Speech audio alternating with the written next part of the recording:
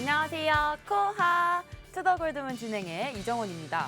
6월에서 FOMC 금리 인상 발표가 얼마 되지 않았죠. 하지만 7월에 FOMC 회의에서 또 75bp를 올리겠다는 계획이 조금 있습니다. 네, 비트코인은 현재 2만 달러 선을 유지하고 있는데요. 투자자분들께서는 이번 주 수요일과 또 목요일에 있을 제롬 파월 연준의 청문회를 조금 주시하시기 바랍니다. 어제 미국 장이 휴장이었기 때문에 또 오늘 장 그렇게 큰 움직임은 없어 보이는데요. 이런 시장에서 또 어떻게 투자 전략 세워보면 좋을지 오늘 전문가님들 모시고 얘기 나눠보겠습니다. 먼저 코인한수 전문가님 모셔볼게요. 네, 안녕하세요.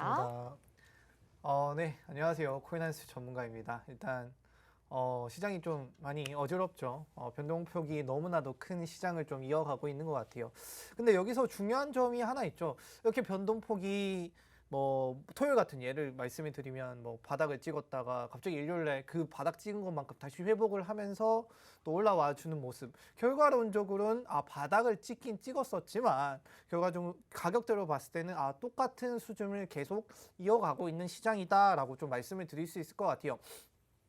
이 시장이 왜 그렇냐면 간단히 말씀을 드리자면 아무래도 현재 이 제기된 악재들이 하나도 해소된 내용들이 없잖아요. 그 해소된 내용들이 없다 보니까 시장이 이렇다 할 상승을 위한 원동력이 약간 좀 부족해진 시장의 흐름이다라는 걸 좀 아시면 될 것 같아요. 그래서 제가 감히 이제 예컨을 하건데 아마 지금 시장 우상향을 할 것 같습니다. 조금씩 우상향을 할 것 같은데 근데 여러분들이 너무 만족할 만한 엄청난 상승을 이끌면서 우상향을 하진 않더라도 꾸준히 차츰차츰 상승해 갈 가능성이 많다라는 걸 좀 유념해 두시고 지금 시장 접근하시면 될 것 같다 말씀을 드리도록 하겠습니다.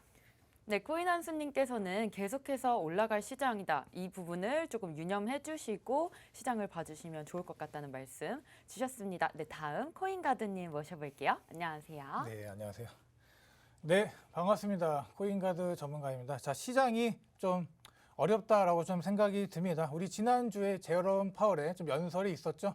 그래서 인플레이션을 좀 물가를 잡겠다, 이런 좀 목표 달성에 대한 좀 의지를 좀 드러내면서 나스닥은 좀 상승하는 좀 모습을 보였고 비트코인은 나스닥과 좀 디커플링 되면서 좀 하락을 보였다라고 좀 말씀드릴 수 있겠습니다. 자, 우리가 원하는 이 디커플링 이게 아니죠. 우리 반대로 좀 가고 있는 상황인데 이런 상황에 또 지지를 잘 받아주던 이제 비트코인 20K 아래로 내려갔다가 최근에 좀 회복해서 지금 거의 매달려 있다라고 보시면 될 것 같아요. 이런 좀 경기 침체에 대한 우려가 커지면서 시장이 좀 정체가 되고 있다라고 좀 말씀을 드리고 앞에 코인한수 전문가님께서 말씀해 주신 것처럼 저도 역시 시장의 우상향을 바로 믿고 그대로 좀 투자를 진행하고 있고 여러분들에게도 좀 큰 도움을 드리고 싶어서 이 자리에서 좀 말을 하는 것 같고요. 뒤에 여러 가지 좀 준비들 자료들 많이 했으니까 투더골드문 끝까지 시청하시면서 좋은 투자 인사이트 받아가셨으면 좋겠습니다. 네, 비트코인은 지금 나스닥과 조금 디커플링 되고 있는 상황이라고 하십니다. 하지만 코인가드님께서도 계속해서 상승 여력 보고 있기 때문에 저희랑 같이 투더골드문 계속해서 시청해 주시면 좋을 것 같습니다. 네, 오늘의 코인 소식 알아볼 텐데요. 저와 같이 화면 보시겠습니다.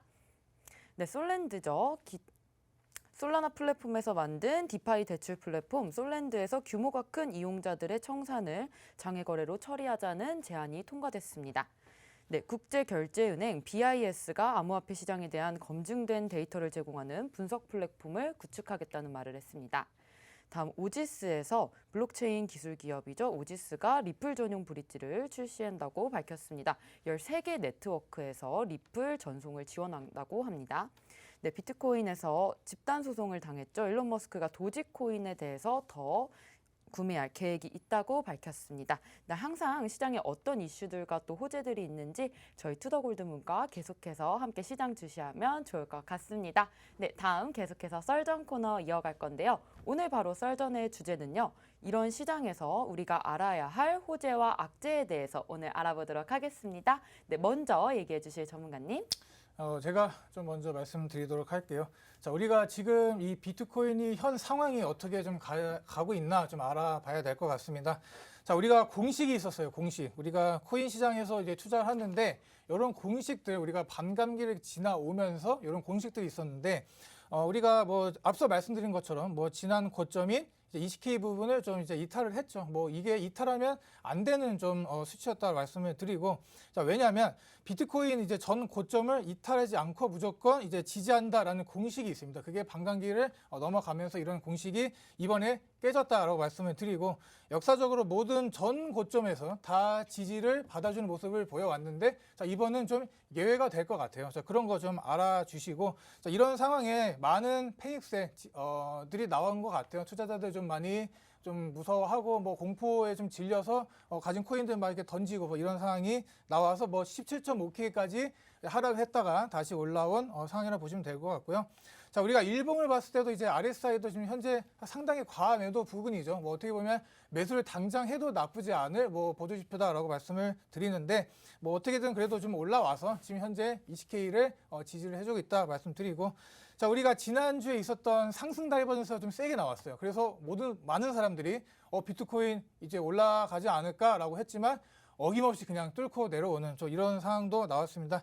자, 지금 우리가 20K를 이제 지지를 하냐 마냐에 또 여러 좀 전문가들이나 뭐 여러 투자자들의 의견이 좀 갈리는 것 같아요. 지금 같은 경우에는 지금 단기 저항 구간이 이제 22K를 좀 뚫고 올라와서 좀 안착을 해야지 좀 안전하지 않을까, 우리가 상승장을 좀 볼 수 있기에 좀 용이하지 않을까라고 좀 간단하게 좀 이게 말씀을 드립니다. 그래서 오늘은 여러 가지 좀 이슈들이 많아요. 지금 상황에 뭐 호재 악재 이런 걸 떠나서 어떠한 뉴스를 가지고 어떤 투자 인사이트를 가지고 투자를 해야 될지 그런 거에 대해서 좀 자세히 코인원수 전문가님과 좀 말씀을 드리도록 하겠습니다. 예. 네, 비트코인 현재 상황에 대해서 말씀을 해주셨는데 계속해서 코인원수님께서 덧붙여주세요. 네, 뭐 일단 비트코인 상황을 좀 말씀을 드리려고 하는데, 때마침 이제 아나운서님이 앞에 간단히 요약을 할 때 이제 국제결제은행 관련 내용이 있었잖아요. 네. 그 내용을 또 더 좀 자세히 좀 말씀을 드리도록 하겠습니다. 뭐 앞에 이제 국제결제은행이 이제 암호화폐 시장에 대한 뭐 검증된 데이터를 제공하는 분석 플랫폼을 좀 제공을 하겠다라는, 구축을 하겠다라는 발표를 했습니다. 여기 이 이제 국제결제은행 산하에는 뭐 암호화폐나 블록체인 관련해서 이 트렌드를 연구하는 뭐 이노베이션 허브가 있다라고 해요. 여기 안에서 현재 이 암호화폐 시장의 위험성과 그리고 경제적 잠재력을 평가하기 어렵다라는 좀 예측이 많이 있어요. 그 암호화폐 시장의 위험성이라고 하면 가장 최근에 이제 루나 사태로 많이 불거진 내용들이 있죠. 뭐 스테이블 코인, 그다음에 더해서 디파이 내용들도 최근에 많은 문제가 됐던 점이 있었습니다. 그 내용을 좀 우리가 알기 쉽게 좀 평가를 하자라는 내용으로 좀 분석을 하자라는 내용인데,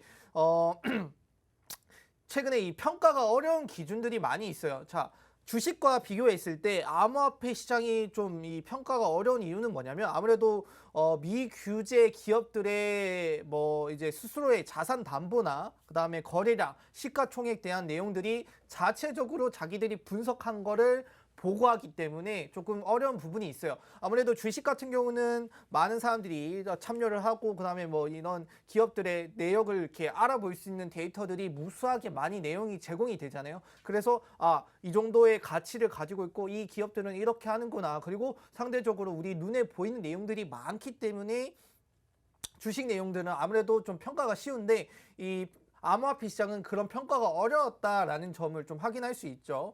그래서 이렇게 어려운 점을 확인을 하다 보니까 쉬운 예로 하나 말씀을 드릴 수 있을 것 같아요. 뭐 루나를 뭐 더불어서 또 최근에 이제 위믹스 달러가 많이 이야기가 되죠. 이제 위메이드 측에서 위믹스 달러를 만들면서 우리 스테이블 코인을 만들겠다. 근데 이 스테이블 코인을 만드는데 많은 사람들이 조금 많이 불안해 하시는 부분들이 있어요. 어떤 부분이 불안을 하시냐면, 일단은 이 기업들이 자금이 어떻게 흘러가는지, 혹시나 내가 이거 담보로 이 코인을 맡겼는데 맡긴 금액의 데이터가 실시간으로 우리가 측정이 가능하고 확인할 수 있는 이런 서비스가 있냐라는 걸 많이 궁금해 하시거든요. 자, 위믹스 달러 쉽게 얘기하면 이렇게 진행이 된다라고 해요. 내가 $10,000만큼의 뭐 암호화폐나 그다음에 테라를 예치를 하면 그럼 $10,000만큼의 위믹스 달러를 발행을 하겠다라는 뜻이거든요.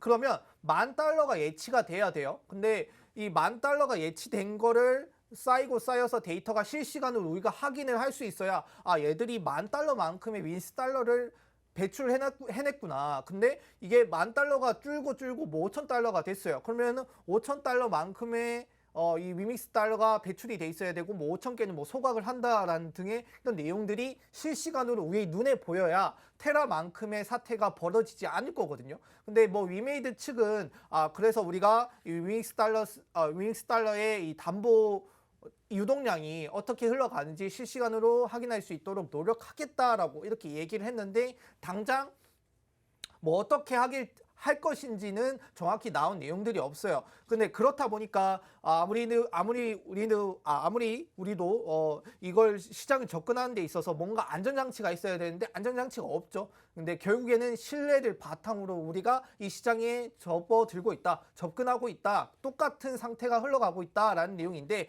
이렇게 국제결제은행이 기업의 뭐 데이터와 솔루션을 좀 이렇게 제공을 함으로써 우리가 가질 수 있는 리스크가 많이 떨어질 수 있고 그 다음에 시장의 자본화, 뭐 경제활동, 금융의 안정성에 대한 위험성을 좀 줄일 수 있는 내용들을 많이 가지고 있다. 그래서 이런 분석 플랫폼을 활용을 해서 우리의 리스크를 줄여가면서 앞으로의 암호화폐 시장의 전체적인 리스크도 또 다운그레이드 할 수 있는 부분이 될 것 같다라는 걸 좀 말씀을 드리고 싶습니다. 네, 코인가드님. 그 지금 뭐 유믹스 이런 좀에 대한 얘기를 많이 잘 해주신 것 같습니다. 자, 그래도 여기서 우리가 또 봐야 될 게 우리가 코인 개개인의 그런 이슈들도 중요하지만 가장 큰 건 이런 코인들의 이슈보다는 지금 현재 거시적 상황이 어떻게 가고 있나 그런 상황을 먼저 보시면서 투자를 하지 않으면 우리가 뭐 크립토 시장이라 합니다. 그래서 이런 크립토 시장에서 살아남을 수가 없다라고 좀 말씀을 드리고요. 자, 그래서 지금 오늘 제가 뭐 말씀드릴 거는 지금 뉴욕 시립대 경제학 교수인 이제 폴 크루그맨 이름도 어려운데 자, 이분께서 뭐라고 얘기를 했냐면 현재 비트코인이 완만한 좀 상승세를 이뤄내고 있다라고 말을 했습니다. 근데 아마도 이게 데드캣 바운스이지 않을까라고 좀 말을 했어요. 왜냐하면 지금 이게 상승이 나오는 그 과정이 하락폭이 너무 컸는데 그 큰 하락폭에 비해서 상승이 상당히 미미하게 나왔습니다. 그렇기 때문에 이런 것들 지금 우리가 비트코인 가격 움직임에는 어떤 뭐 히스토리가 있을 거다 이렇게 얘기를 하기도 하는데 자, 이거를 지금 닷컴 버블하고 좀 비교를 하신 분들이 많은 것 같아요. 그렇기 때문에 암호화폐 사이에 좀 흥미로운 좀 유사점들이 많지만 뭐 주 역사를 보면은 뭐 우리가 닷컴 버블과 지금 현재 크립토 시장 간에 좀 뭐 대조되는 부분도 상당히 많습니다. 그렇기 때문에 좀 이렇게 말씀을 드렸고 여기에 대해 지금 미국이 또 우리 뭐 코인 얘기는 아니에요. 근데 뭐 인프라를 좀 사업이 참 안 좋게 가고 있습니다. 자, 우리 대한민국의 인프라 참 잘 돼 있습니다. 어디 뭐 지하철을 타나 뭐 땅에 이런들 뭐 도로 깔고 그런 것들이 정말 잘 돼 있는데 제가 이제 미국에서 한 1년 정도를 살았었어요. 근데 그때 보면은 개인적으로 느낀 게 참 인프라가 안 돼 있다. 그래서 뭐 도로 같은 걸 보더라도 많이 깨져 있는 부분도 많고 그렇기 때문에 지금 바이든이 현재 인프라 사업을 좀 진행을 하고 있는데 연간 뭐 1조 2천억 달러입니다. 뭐 하나로 뭐 1,550조 원의 규모의 인프라 사업도 지금 현재 삐걱이고 있는 상황이기 때문에 경제적 상황이 그렇게 좋지는 않습니다. 그렇기 때문에 이런 좀 인프라 건설 비용이 좀 폭등한 거, 자, 그런 걸 보면은 우리가 공급망 문제와 뭐 자재 이런 것들의 상승이라고 볼 수가 있겠죠. 그 결론은 뭐 인플레이션. 이 인플레이션이 좀 해결이 돼야 좀 되겠다라고 말씀을 드리고 지금 우리 서민들도 많이 힘듭니다. 뭐 월급을 받아서 할 수 있는 게 점점 줄어들고 있고 뭐 그런 상황이기 때문에 우리가 이런 걸 가지고 대출을 일으켜서 막 투자를 하고 대출을 일으켜서 사업을 하고 이런 게 좀 많이 힘들어지지 않을까 생각이 들고요. 자, 이런 것들을 좀 거시적 안 좋은 점 우리가 코인 시장 지금 좀 잘 봐야 되는 주식시장도 마찬가지입니다. 좀 통틀어서 이렇게 좀 생각을 해보면 좋지 않을까라고 좀 말씀을 드립니다. 네. 네, 코인 원수님께서 다른 악재들이 있다면 좀 설명해 주시겠어요? 일단 뭐 다른 악재 같은 경우는 여전히 인플레이션 심화가 이제 유지가 되고 있죠. 제가 최근에 이렇게 많이 말씀을 드렸던 것 같아요. 특히 이제 스리랑카를 좀 예를 들면서 많이 말씀을 드렸던 것 같아요. 일단은 전체적으로 이렇게 못 사는 국가, 신흥국이라고 하죠. 뭐 저희 같은 경우는 이제 개발도상국을 좀 넘어서 이제는 좀 강대국으로 가는 강대국이라고 좀 말씀을 드릴 수 있는데 그 밑에 이제 신흥국 아직 이제 개발도상국이 전에 아직 좀 그냥 막말로 해서 좀 아직 부족한 나라, 못 사는 나라들이 많이 있습니다. 결국에는 외국의 원조를 많이 필요로 하고 그다음 도움을 많이 받는 나라들이 있어요. 근데 최근에 이 인플레이션 때문에 많은 고초를 겪고 있는 게 어쩔 수 없이 못 사는 나라라고 말씀을 드릴 수 있을 것 같아요. 자, 저희가 이제 잘 살면 저희는 이제 뭐 남을 도와주기 위해서 이렇게 뭐 이렇게 보내주고 뭐 도와주고 이렇게 많이 하는데 결국에는 우리가 강대국도 지금 힘들어하는 실정에서 남을 도와줄 수가 있을까요? 그러기가 쉽지 않죠. 그러면 이 밑에 이제 이렇게 신흥국 같은 경우는 결국에는 강대국의 원조를 받아서 어떻게든 유지가 돼야 되는데 강대국이 힘들어하니까 도와줄 수 있는 내용들이 현저히 떨어지기 마련이죠. 그렇다 보니까 신흥국의 경제가 뭐 성장세 둔화, 그다음에 물가는 저희보다 배로 치솟는 모습, 그리고 금리 인상도 뭐 저희뿐만 하는 게 아니라 전 세계적으로 다 금리 인상을 하기 때문에 이런 신흥국이라고 못 사는 나라라고 해서 안 할 수가 없어요. 어쩔 수 없이 해야 돼요. 그렇다 보니까 결과적으로 우리보다 못 사는 남들은 더 큰 이 악영향에 좀 갇혀 있다, 받고 있다라는 걸 좀 말씀을 드리고 싶었어요. 일단 이제 뭐 성장세 둔화 같은 경우는 현재 뭐 한국, 미국 포함해서 많은 국가들이 겪고 있는 내용들이죠. 들어와야 될 뭐 수출량이나 수입 이런 게 원활하지 않고 그다음에 내부에서 해소하기도 바쁜 내용들, 뭐 특히 이제 밀을 많이 말씀을 드렸던 것 같은데 이제 뭐 밀 같은 경우도 저희는 주식이 쌀이기 때문에 쌀 같은 경우는 저희 국내에서 자급 보급률이 한 99%가 된다라고 해요. 그래서 저희가 뭐 쌀이 없어서 못 사는 정도는 없는데 해외 같은 경우는 밀에 대한 의존도가 워낙 높기 때문에 밀을 주식으로 한 나라들이 많아요. 그래서 먹고 살기 바쁘고 그 밀의 값이 또 폭등하다 보니까 내가 써야 할 때 쓰지 못하고 기름값 폭등, 밀 폭등 이러다 보니까 전체적으로 뭐 이제는 나라 안에서도 이건 정부가 잘못했다. 너희가 이렇게 하지 말았어야 된다. 우리 뭐 부채만 늘고 있다. 지금 뭐 중국에 미국에 돈 갚아야 되는데 이럴 돈 없다. 그래서 사람들이 폭동이 일어나면서 전체적으로 이 신흥국의 내용들이 미약해지고 있다. 근데 내용들이 나빠지고 있다. 근데 이거는 몇 개만의 신흥국들의 문제가 아니라 그 주위에 다른 신흥국들도 모두 영향을 받고 있어요. 그래서 디폴트 선언을 하는 내용들도 좀 많이 나오고 있다. 자, 저희 미국 같은 경우도 쉽게 말씀을 드리자면 지금 바이든 정부가 이제 지지율이 40%가 깨졌다라고 해요. 그만큼 대통령 된 이후에 인플레이션이 급등하다 보니까 지지율이 떨어지는 모습을 확인할 수 있고 최근에는 또 프랑스의 마크롱 대통령이죠. 이 부분의 지지율도 의석수가 현저히 떨어지면서 그렇게 강건한 모습을 보여줬던 이 프랑스의 이 독선이 약간 뭐 이렇게 일타였죠. 그냥 한 사람의 강력한 라인으로 가고 있었는데 이 부분도 좀 무너지는 내용. 그다음에 뭐 콜롬비아 같은 경우도 거의 정권이 갑자기 뭐 좌파에서 우파로 바뀐다거나 이런 내용들이 많이 바뀌고 있습니다. 그만큼 전 세계적으로 이 인플레이션으로 인해 겪는 고초가 커지고 있다. 근데 이 인플레이션이 당장 해결될 기미가 있냐라는 건데 당장 해결될 기미는 현저히 좀 많이 떨어지는 내용을 확인할 수 있어요.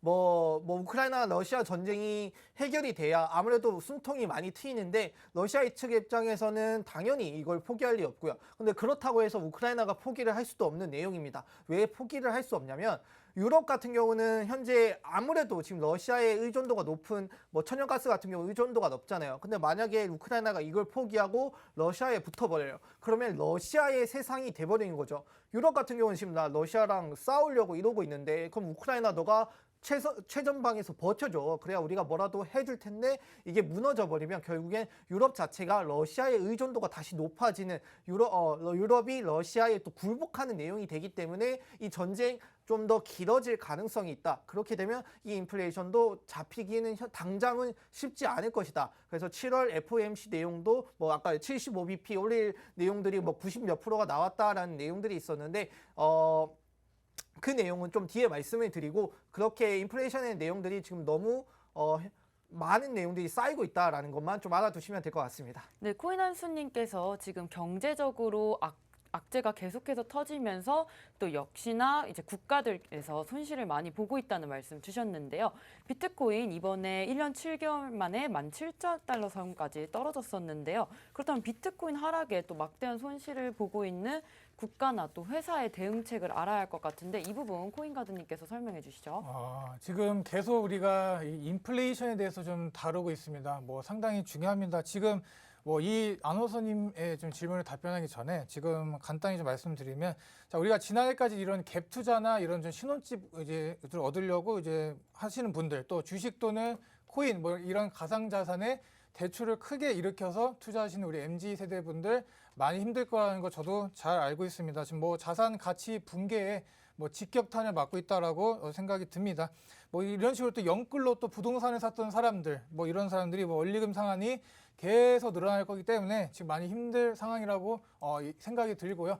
자, 그래서 지금 답변을 드리면 똑같아요. 지금 이렇게 뭐 막대한 하락을 보고 있는 뭐 국가나 회사들 뭐 이렇게 보면은 지금 많은 사람들이 우리 이제 엘살바도르 이제 부킬레 대통령이죠. 많이 비웃고 있어요. 너 때문에 지금 나라가 망하게 생겼다 이런 식으로 뭐 대통령을 잘못 뒀기 때문에 너희들 지금 뭐 나라가 잘 안 돌아간다 얘기하고 있는데, 자, 그래서 제가 한번 찾아봤어요. 이분의 생각이 어떠한가. 그래서 뭐 트위터를 가서 좀 봤는데, 자, 이렇게 얘기합니다. 뭐 당신이 비트코인에 투자했다면 뭐 안전하다. 뭐 이렇게 약세장이 지나가면 비트코인 가치는 올라갈 거니까 지금 너무 이렇게 막 차트만 보고 막 죽을 듯이 막 이렇게 하지 마시고 인생을 좀 즐겨라 이렇게 얘기를 합니다.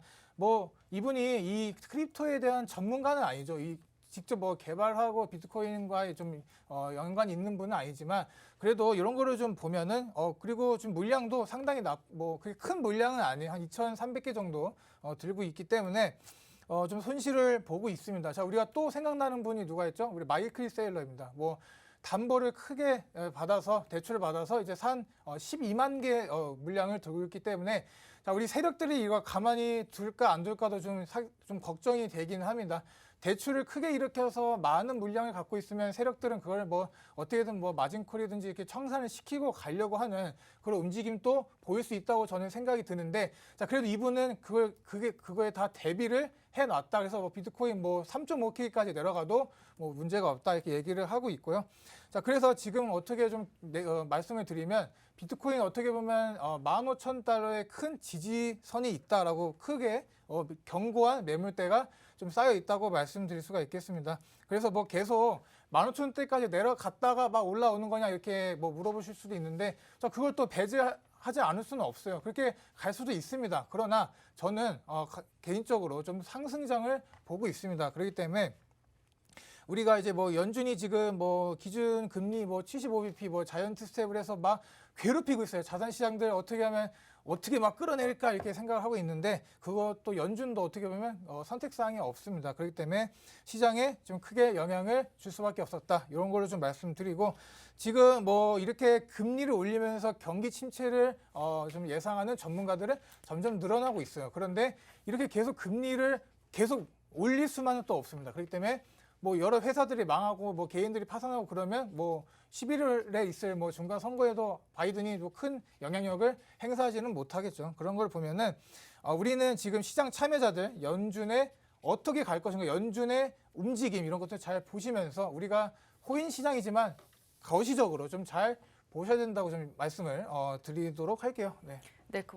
네, 답변 감사드리고요. 또 코인한스님께서는 또 FOMC 금리의 호재에 대해서도 설명하실 게 있다고요. 네네네. 네. 일단은 아까 말씀을 드린다 했는데 그거 제가 끊고 이제 마무리 좀 해드리려고 하는데, 지금 일단 화면을 좀 보면서 말씀을 드리려고 할게요. 이게 이제 보시면 패드 뉴 닷 플롯이라고 이번에 6월달 FOMC가 나왔을 때 이제 연방 위원들이 어느 정도 올해 금리 인상이 목적지가 어느 정도인가라는 걸 나타내는 것 같은데, 많은 대다수의 이제 의원들이 한 3.5 정도를 찍어놨습니다. 그렇다면 현재 1.75%만큼 올렸거든요.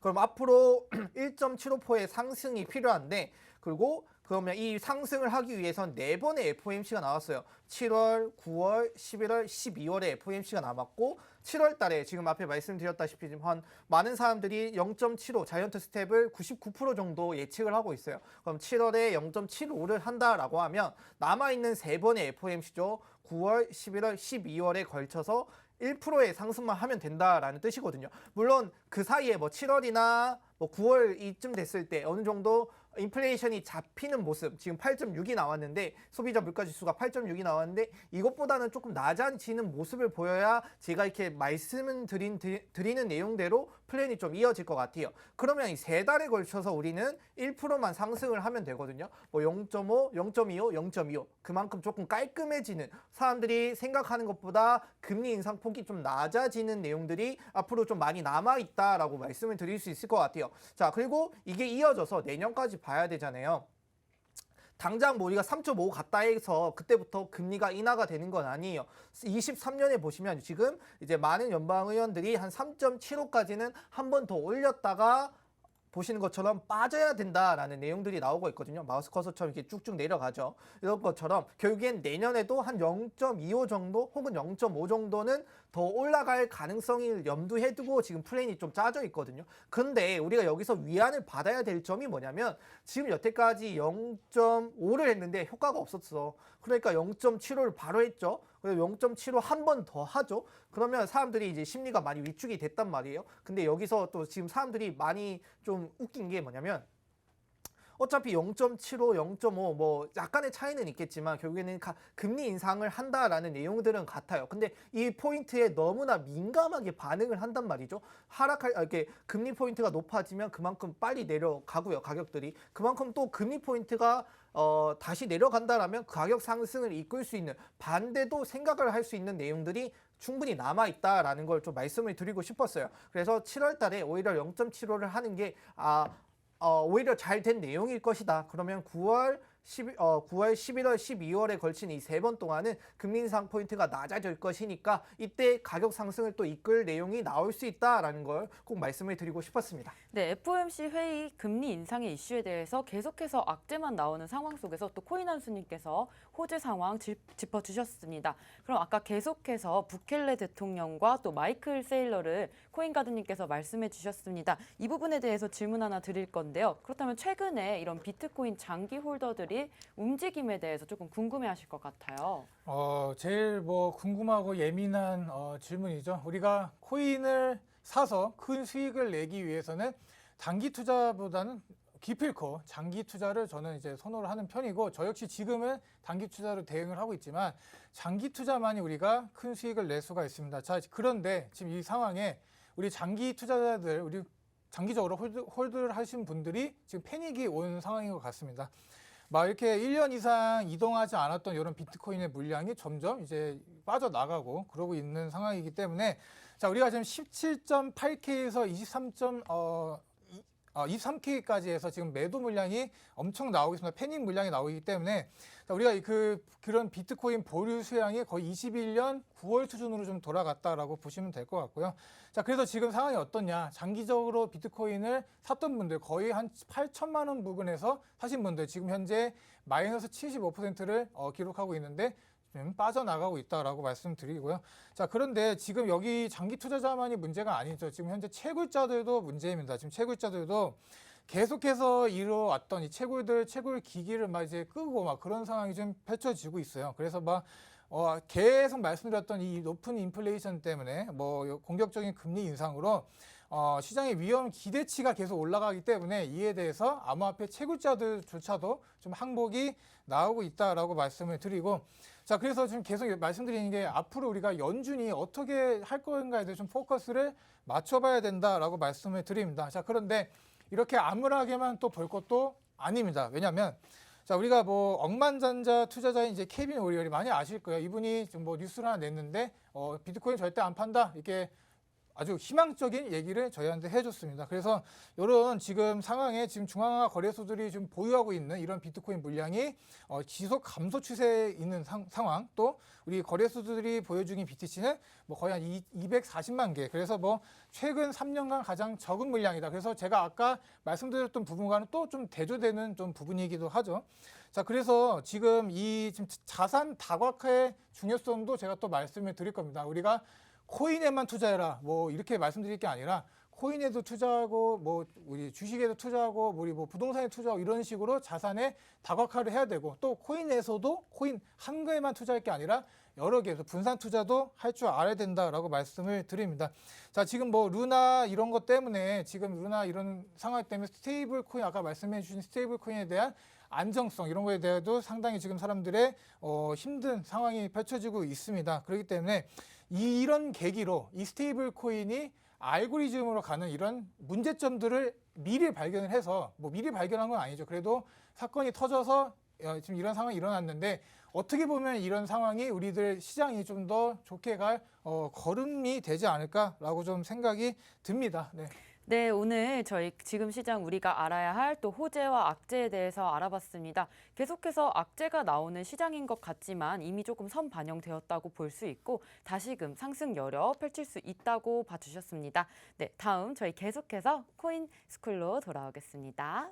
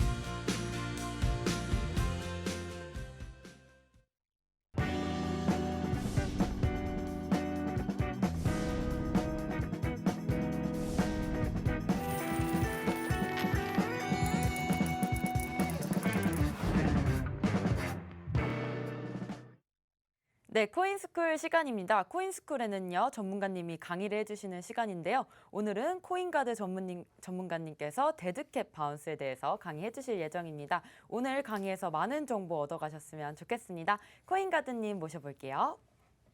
네, 반갑습니다. 자, 2부 진행할 코인가드 전문가입니다.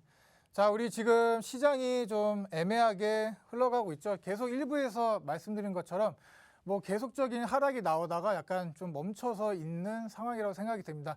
자, 이런 상황에 진짜 우리가 무조건 공부를 해놔야 되는 좀 패턴을 오늘 제가 좀 가져왔고, 자, 이 패턴을 좀 공부를 하게 된다면 그래도 우리가 이 패턴이 이게 계속 이어진다는 보장은 없어요. 그러나 어떻게든 예상을 하고 우리가 좀 빨리 탈출할 수 있는 좀 그런 스탠스도 취할 수가 있겠다라고 해서 오늘 좀 가져온 좀 패턴 소개해 드리도록 할게요.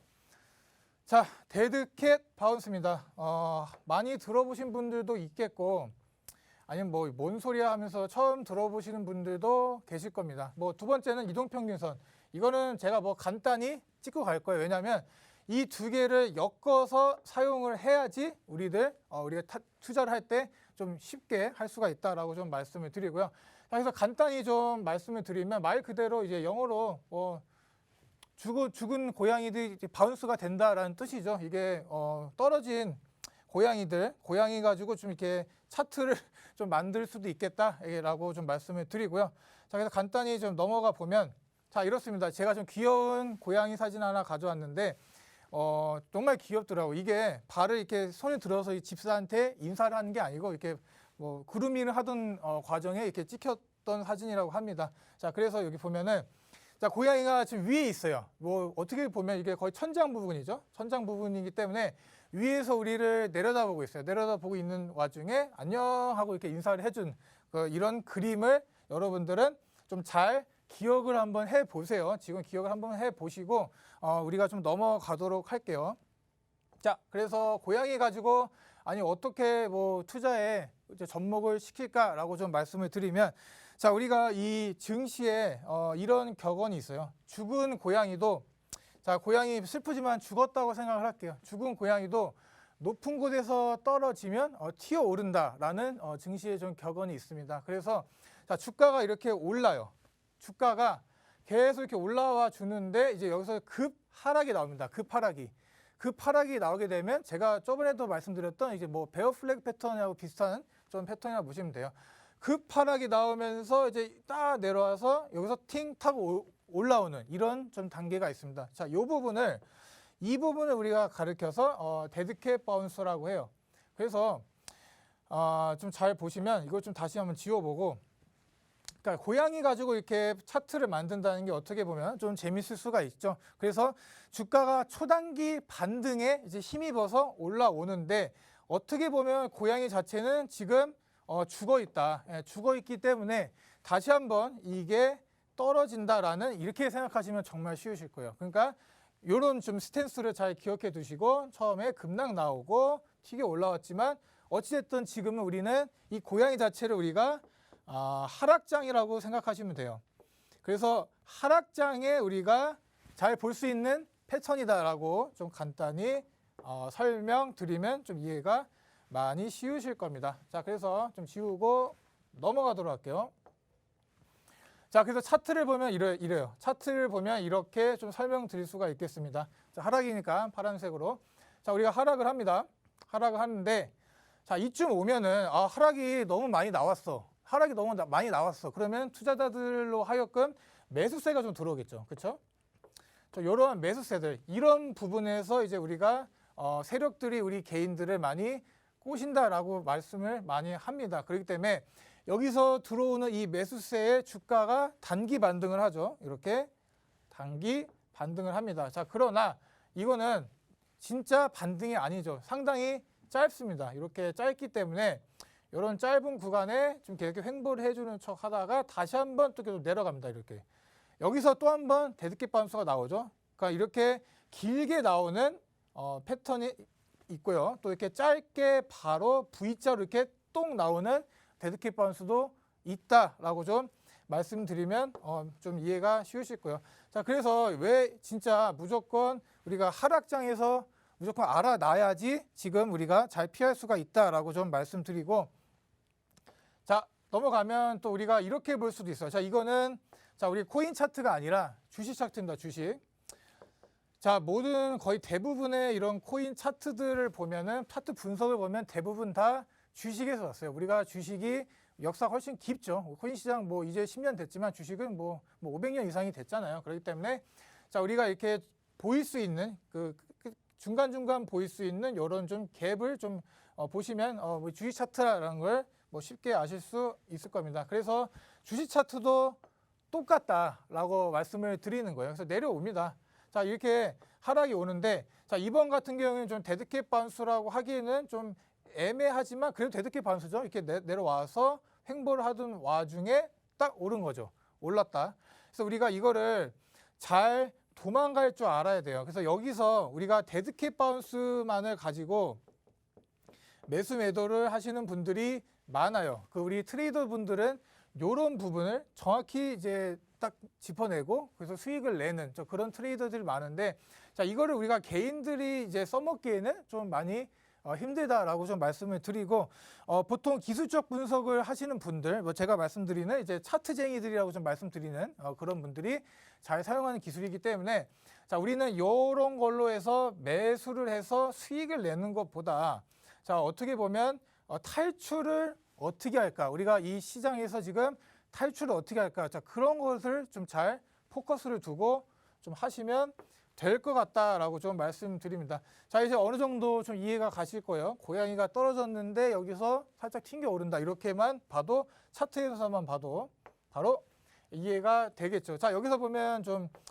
자, 차트가 비슷하죠. 이렇게 쭉 하락이 나오고, 이렇게 우리가 이렇게 보면 또 이제 깃발 패턴으로도 볼 수도 있는데, 자, 그거보다는 오늘 좀 데드캣 바운스에 좀 포커스를 두고 말씀드리는 거니까, 내려와서 이렇게 튕겨줘요. 튕겨주는데 어찌됐든 이렇게 하락이 나올 수밖에 없는 패턴이다. 진짜 우리가 하락장에서 제일 경계해야 되고 조심해야 되는 좀 패턴이라고 보시면 됩니다.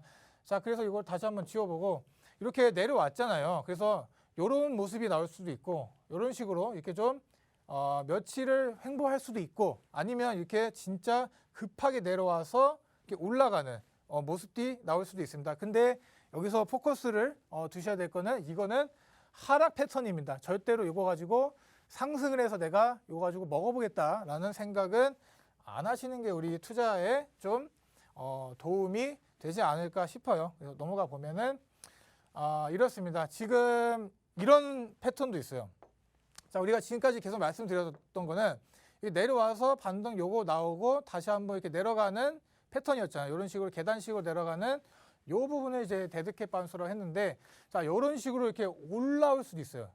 올라왔다가 다시 내려가는. 그러니까 요 하락의 이 깊이가 이게 이 정도일 수도 있고 더 올라올 수도 있다. 그래서 이것도 어떻게 보면 데드캣 바운스다라고 보시면 됩니다. 그래서 올라왔으면 여기서 매도해야죠. 그렇죠. 우리가 수익을 보지는 못하더라도 만약에 여기서 고점에 물려 있는데 내려와서 우리가 반등이 좀 살짝 나온다라는 이제 관점에 무조건 매도를 하셔야 된다. 자, 그런데 여기서 또 어떻게, 그러면 여기 이 상황이 어떻게 매도를 해야 되는 상황인지 알 수 있을까요? 라고 물어보겠죠. 자, 그래서 제가 뒤에 좀 준비한 이 이동평균선과 어떻게 접목을 시키는지 그런 것들 정말 간단합니다. 그렇기 때문에 이런 패턴들만 알아두시더라도 진짜 코인들 어떻게 보면 큰 손실, 우리가 마이너스 3에서 5 정도를 볼 거를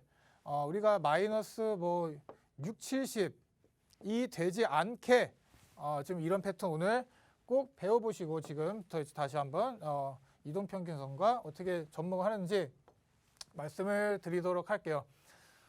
자, 이평선 모르시고 투자하신 분은 없을 거라고 생각이 듭니다. 우리가 기준의 뭐 기간 동안 이제 평균 주가를 뭐 이어서 나타낸 선이다. 정말 쉽습니다. 뭐 투자하신 분들 뭐 열의 9이면 아는 이제 패턴이라고 생각이 드는데, 자, 그래서 여기서 말씀드릴 게 우리 20일이죠, 20일.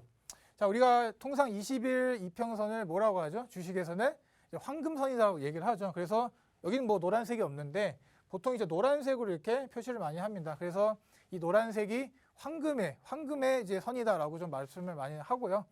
60일선 같은 경우는 좀 중장기로 보는 거죠. 우리가 그 이평선을 한 달로 보면은 60일 이평선은 중장기 3달, 뭐 분기를 본다, 이렇게 좀 간단히 아시면 될 것 같고요. 자, 오늘은 요 두 개를 이용할 거예요. 요 두 개. 이 이평선 20일과 이 60일을 이용해서 데드캣 바운스의 매도 타점을 잡아보자라고 좀 말씀드리겠습니다.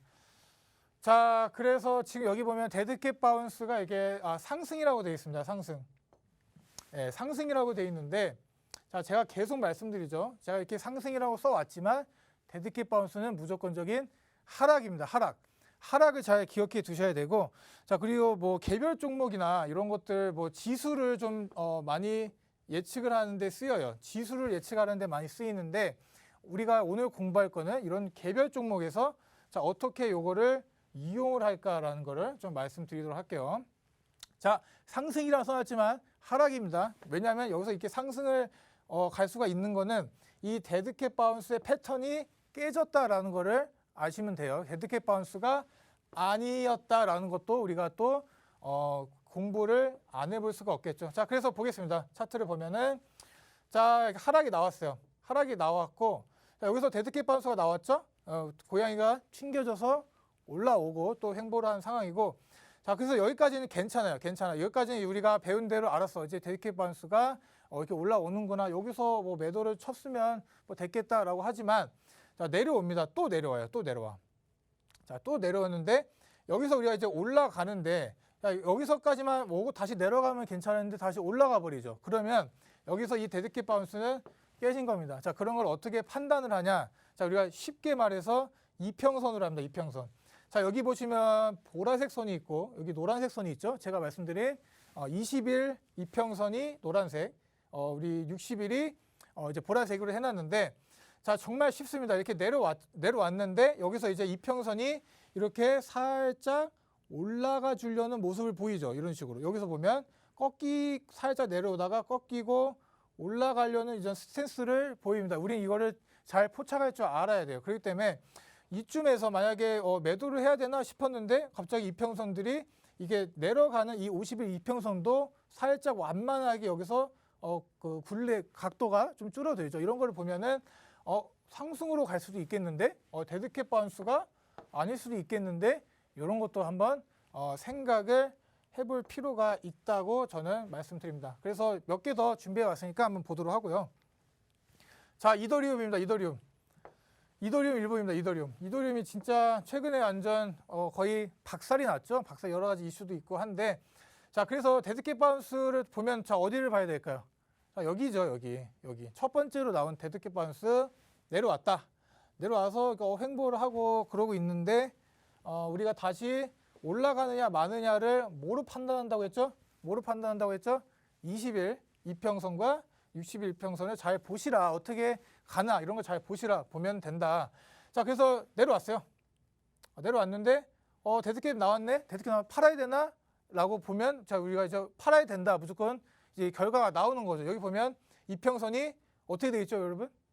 20일이 이렇게 올라가고 있다가 수직으로 낙하를 하려는 모습이 보입니다. 이걸 다 가리고 봐도 대략적인 그런 이평선이 어떻게 흘러가나가 또 보여요. 그렇기 때문에 반드시 매도를 했었어야 되는 포인트다라고 저는 단연코 말씀드릴 수가 있겠습니다. 그래서 뭐 쭉 내려오잖아요. 뭐 여기서 나오는 뭐 의미가 있습니까? 이거를 피해야지. 우리가 할 거는 이런 대하락들, 자, 이 대하락이 이제 나오기 전에 항상 이런 이제 스탠스를 보여줘요.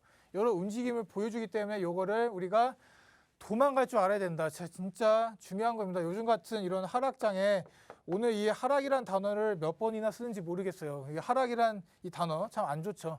이거를 잘 피할 줄 알아야 된다라고 말씀을 드리고요. 자, 그래서 좀 넘어가 보면은 자, 진짜 이게 마지막이에요. 마지막인데 진짜 요거는 뭐 말씀드릴 것도 없죠. 한번 보세요. 샌드박스입니다. 샌드박스. 자, 지금 샌드박스가 이렇게 올라갔다가 지금 이런 식으로 지금 하락을 하고 있어요. 이렇게 비트코인 차트에서 뭐 흔히 볼 수 있는 차트인데, 그래서 사람들이 계속 이 부분에서 매수를 해야 되나, 매도해야 되나, 매수해야 되나, 매도해야 되나 이런 식으로 막 고민을 많이 하셨는데, 이런 부위에서도 우리가 수익을 낼 수가 있습니다. 뭐 데드캣 바운스 이용한 건 아니지만, 보면은 자, 내려왔죠? 내려왔습니다. 내려왔는데 데드캣이 나왔는데 우리 이평선 21선이 어떻게 하고 있죠? 그냥 내려가고 있습니다. 이렇게. 자, 이걸 다 가리고 봐도 여기서 이렇게 판단이 되기 때문에 여기서는 그냥 매도를 무조건 했었어야 된다. 이런 것도 알 수가 있고, 자, 또 밑으로 내려옵니다. 그래서 또 똑같죠. 지금 이 이평선들이 거의 지금 50일 이평선은 뭐 문제 없죠. 계속 내려오고 있기 때문에 이런 거 진짜 여러분들 지금 오늘 큰 거 배우신 거라고 저는 생각이 들고요. 이런 패턴들 잘 보시면서 어떻게 우리가 피해갈까 잘 생각을 해보시면 될 것 같아요. 우리가 지금 샌드박스 같은 경우는 제가 이 부분에서 어떻게 보면 또 수익을 많이 냈어요. 여기서 사고 여기서 팔고 이런 식으로 패턴을 뭐 데드캣 바운스랑 좀 관련은 없지만, 자, 이런 지금 우리가 횡보장인 이 상태, 하락 후 횡보죠. 또 뭐 바로 말을 하면 하락을 하고 횡보하는 와중에서 이렇게 수익이 날 수 있었다도 말씀을 드리고, 이렇게 수익을 낼 돈을 시드를 가지고 있으려면 요거를 피할 줄 알아야 된다. 다시 한번 좀 강력히 말씀을 드리도록 할게요. 자, 그래서 오늘 뭐 여기까지 좀 준비가 됐고요. 넘어가면 뭐 그렇습니다. 지금 제가 또 말씀드리고 싶은 게, 자, 우리 투자자들 사이에 뭐 뉴스나 이런 게 많죠. 우리 개인들 뭐 카페만 가도 알죠. 카페만 가도 아주머니들 뭐 어린이들 뭐 학생들 비트코인 막 얘기하고 그럴 때가 항상 어떻게 보면 매도 시점이었습니다. 그렇기 때문에 지금 이런 상황에 투자자들 사이에 지금 뭐 추세 전환에 대한 논란이 좀 뜨거워요. 우리가 올라갈 건지 내려갈 건지 이런 것들 잘 모르기 때문에 지금은 누구는 또 추세 전환이라 하고 누구는 또 뭐 내려간다고 하고 있습니다. 그렇기 때문에 이런 것들 잘 주의해 보시고, 인간 지표도 중요하다라고 말씀드리고, 우리 데드캣 바운스를 이용하셔서 매수 매도를 잘 해보시는 게 어떨까라고 말씀드리고 강의 여기서 마치도록 하겠습니다. 네, 오늘 코인가드님께서 데드캣 바운스 또 매수 매도 타점까지 살펴주셨습니다. 오늘 배우신 부분들 정리하면서 투자 전략 세워가시길 바라겠습니다.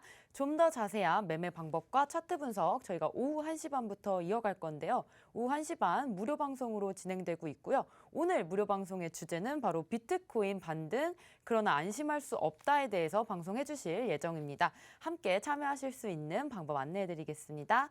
먼저 컴퓨터로 들어오실 분들은 팍스경제TV 홈페이지에 들어오셔서 좌측 하단 보시면 투더골드문 배너가 있습니다. 배너를 클릭하시면 바로 전문가님들의 실시간 무료 방송을 함께 하실 수가 있고요. 또 핸드폰으로 함께 하고 싶다라고 하시는 분들은 여러분들 쓰시는 녹색 창에 투더골드문 검색하셔서 상단 링크 통해서 오셨으면 좋겠습니다. 네, 잠시 뒤 오후 1시 반부터 무료 방송 진행하고 있습니다. 저희가 오늘 준비한 소식은 여기까지입니다. 본 방송에서 제공하는 투자 정보는 참고 자료일 뿐이며 특정 자산 가치의 상승과 하락을 또 보장하지 않는다는 점 유의하시길 바라겠습니다. 저희는 다음 이 시간에 오겠습니다. 시청자 여러분 고맙습니다.